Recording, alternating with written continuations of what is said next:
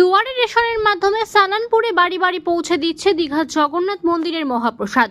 রাজ্যের মুখ্যমন্ত্রী মমতা বন্দ্যোপাধ্যায়ের নির্দেশ মতো আজ থেকে অর্থাৎ শুক্রবার থেকে সালানপুর ব্লকে দুয়ারে রেশনের মাধ্যমে বাড়ি বাড়ি পৌঁছে যাচ্ছে দীঘার জগন্নাথ মন্দিরের একটি করে মহাপ্রসাদ।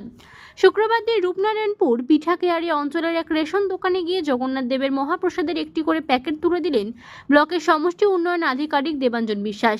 তার সঙ্গে উপস্থিত ছিলেন সালানপুর পঞ্চায়েত সমিতির সভাপতি কৈলাসপতি মণ্ডল, সহ সভাপতি বিদ্যুৎ মিশ্র এবং জেলা পরিষদ কর্মাধ্যক্ষ মোহাম্মদ আরমান, সমাজসেবী ভোলা সিং সহ আর অনেকেই।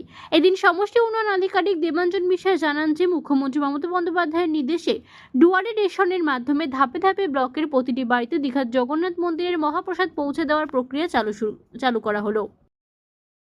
জগন্নাথ দেবের যে মহাভোগ সেটা আমরা ডিস্ট্রিবিউট করছি দুয়ারে রেশন প্রক্রিয়ার মাধ্যমে, কমিটির মাধ্যমে। সেই জন্য আমরা পরিদর্শনে এসেছিলাম যে ঠিকঠাক চলছে। প্রতিটি বাড়িতে কি এই প্রসাদ যাবে?